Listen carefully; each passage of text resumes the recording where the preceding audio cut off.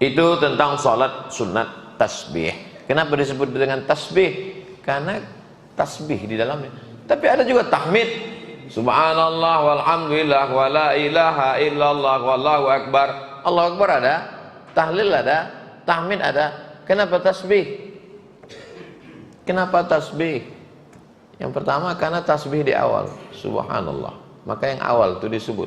Ibu punya anak 12. Amin. Nama anaknya Taki. Ibu jangan takut. 12 itu maksudnya tidak dari satu induk. Lebih takut lagi. Ibu punya anak.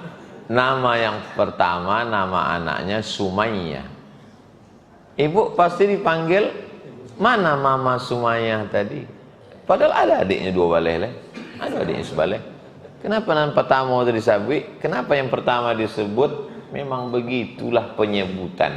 Maka disebut dia sholat sunat tasbih. Padahal ada tahmid, alhamdulillah, ada tahlil, la ilaha illallah, ada takbir. Dan memang orang kalau dia ingin meminta kepada Allah selalu dengan tasbih. Gelap malam, gelap laut, gelap perut ikan. Di dalam 3 kegelapan. Gelap malam, gelap laut, gelap perut ikan. Siapa itu? Yunus. Dalam kitab Islam namanya Yunus. Orang barat menyebutnya Jonah. Apa ucapan Nabi Yunus dalam perut ikan itu? La ilaha illa anta subhanaka inni kuntu. Keluar dari perut ikan itu, dimuntahkan ikan itu keluar, lemas badannya di tepi pantai, ditumbuhkan Allah pohon yaqtin, labu. Makanya orang sakit paling bagus makan labu. Jadi kalau ibu itu nanti balik menggulai labu, berarti bapak itulah kesimpulan yang salah. Tidak selamanya begitu. Labu bagus makan labu. Nah, itu tentang hadis salat sunat tasbih. Nanti kita mengaji ini sampai jam 6 lewat 8. Karena jam 6 lewat 8 itu waktu maghrib.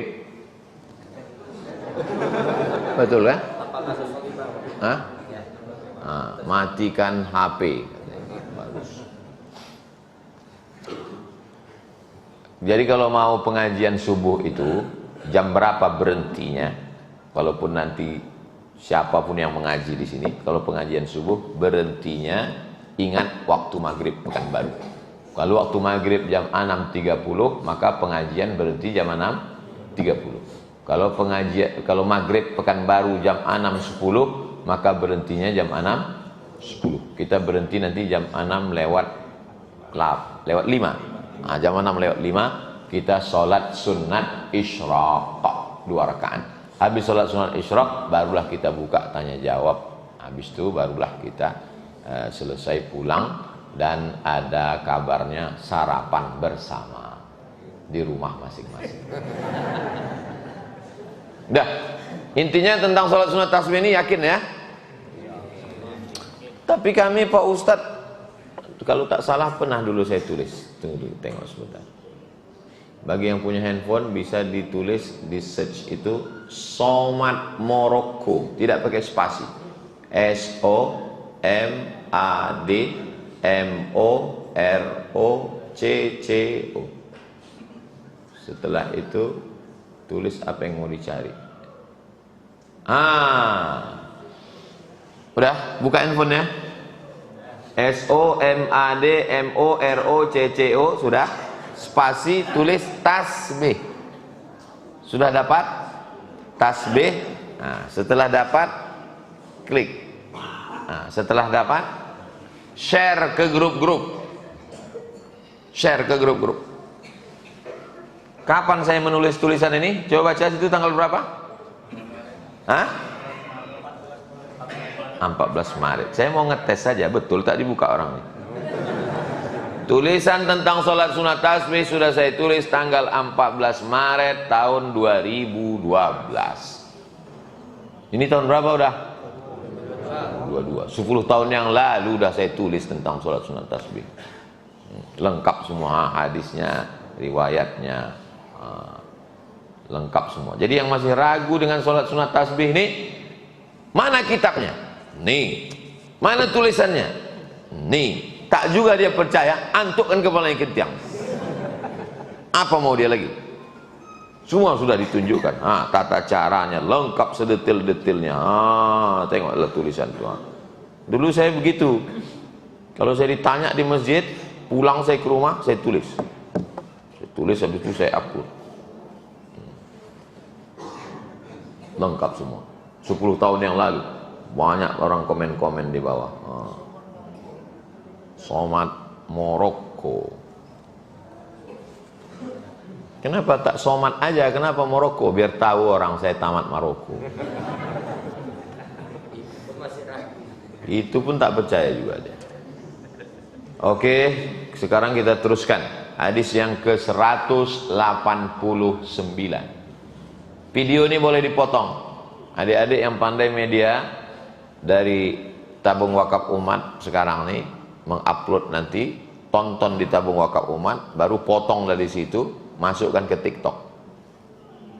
Salat sunat tasbih. Supaya anak-anak muda ini tahu. Orang tua tak perlu tahu, memang udah sebentar lagi mati. Orang tua tak perlu belajar lagi, mereka sudah anak-anak muda nih. Masyarakat Indonesia ini 60%, 70% itu usia milenial yang dakwahnya melalui medsos. Orang tuanya sudah baik-baik, sudah soleh-soleh semua, insya Allah. Amin. Walaupun di beberapa tempat ada. Saya pernah ceramah di satu daerah di Riau. Ustadz Somad, tolong Ustadz sampaikan nanti. Apa isinya Pak Kades? Isinya supaya orang kampung ini habis menakik gotah jangan singgah ke kafe. Rupanya orang di kampung tuh habis motong karet dijual ke kota, itu singgah dulu ke kafe, mabuk-mabuk dulu, jumpa pak cewek-cewek di kafe, baru pulang. Pas ditanya Pak Kades nih, kenapa kalian ke kafe? Karena masa muda tak bahagia. Jadi dia pulang ke rumah, dia merasa tak bahagia. Jadi dia menghabiskan kebahagiaannya di kafe dengan panen ini. Panen sawit, panen karet. Ada rupanya. Tapi itu dulu saya pun ke ceramah situ sekitar 2012. Sekarang bapak-bapak itu udah mati semua udah. Jadi yang di kampung itu udah baik-baik juga semua udah. Beberapa bulan yang lalu saya ke kampung itu, saya tanya, bapak jumpa lagi, ingat bapak dengan saya? Ingat bapak. Bapak kan dulu cerita yang di sini orang tua banyak ke kafe itu kan. Betul Pak Ustaz. Ada orang tua tuh udah tak ada lagi dah. Baik-baik semua sekarang. Baik, sekarang kita lanjutkan hadis 189. Yang meriwayatkan hadis ini namanya Sayyidina Abu Bakrin Siddiq radhiyallahu. Kalau disebut sahabat Nabi radhiyallahu anhu. Al-Khalifatul Awwal Sayyiduna Abu Bakrin Siddiq radhiyallahu anhu.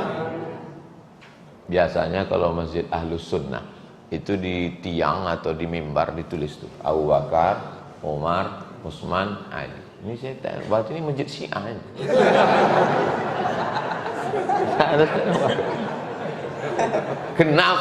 Kenapa di tiang sama di mimbar itu ditulis Abu Bakar? Untuk menunjukkan bahwa masjid itu masjid Ahlus Sunnah. Karena kalau Syiah dia mencaci maki Abu Bakar.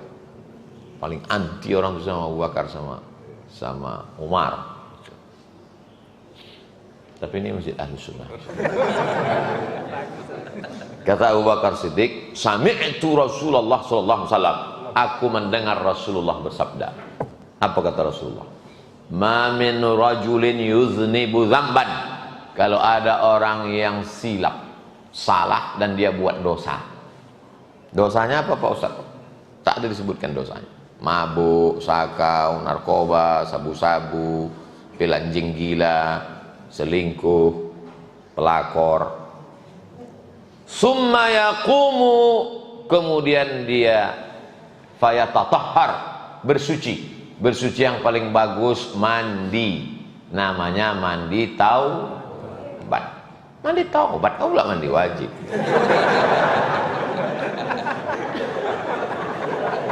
Ilaha illallah.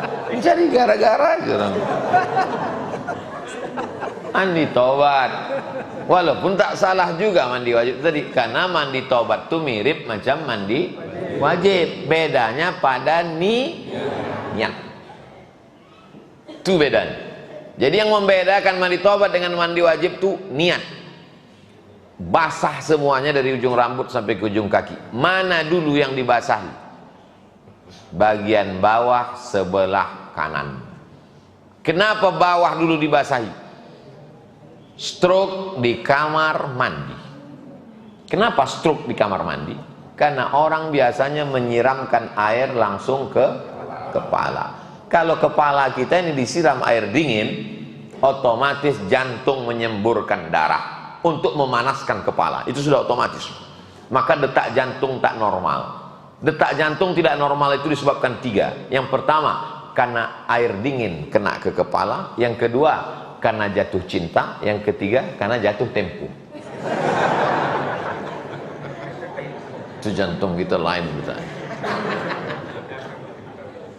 Kalau kepala kita kena air dingin, otak ini dingin, maka jantung ini langsung menyemburkan darah untuk menghangatkan kepala.